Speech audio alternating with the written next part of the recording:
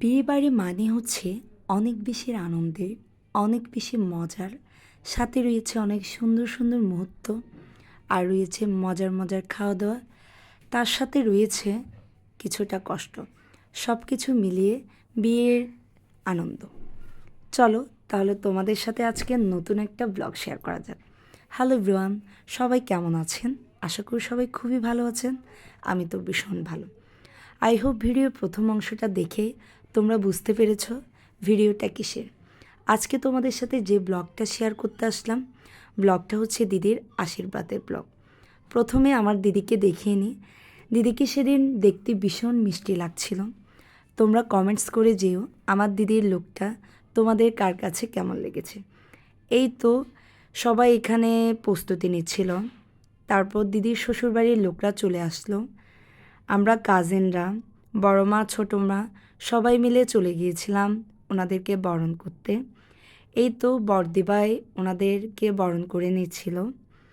তারপর বরণ শেষ করার পর আমরা কাজিনরা মিলে ওনাদেরকে ফুলের স্টিক দিয়ে বরণ করছিলাম। এদিকে বড় মা সবাইকে মিষ্টিমুখ করিয়ে দিচ্ছিল, ওনারাও আমাদের সবাইকে মিষ্টিমুখ করিয়ে দিল। এখানের এই বরণ পর্ব শেষ করা হলো। তারপর আমরা কাজিনরা মিলে দিদির সাথে একটু দেখা করে নিই। এদিকে বড় মা ওনাদের সবাইকে আশীর্বাদ করে নিচ্ছিল, বড়রা। তারপর এই তো দিদির প্রোগ্রামটা মূলত হয়েছিল দ্য গ্র্যান্ড মোগলে। দেখলাম রেস্টুরেন্টটা খুব সুন্দরভাবে ডেকোরেট করা ছিল। সকল লোকজন আস্তে আস্তে আসা শুরু করলো।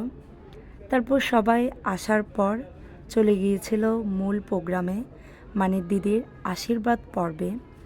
যেহেতু আশীর্বাদে অনেক রিচুয়াল আছে, বড়রা মিলে আস্তে আস্তে সকল রিচুয়াল শুরু করে দিল। একের পর এক সকল রিচুয়াল শেষ হলো। বড়রা সবাই মিলে আশীর্বাদ পর্ব সম্পূর্ণ করলো। তারপর এই তো দিদির শাশুড়িও দিদিকে আশীর্বাদ করে নিল। সব রিচুয়ালের মধ্যে পর একটু মন খারাপ হয়ে গেল, কারণ দেখেন আপনারা নিজেরাই বুঝবেন, আমার বাবা, বড় মারা সবাই মিলে যখন দিদিকে ওনাদের হাতে তুলে দিচ্ছিল, এই মুহূর্তটা অনেক বেশি কেমন জানি কষ্টের।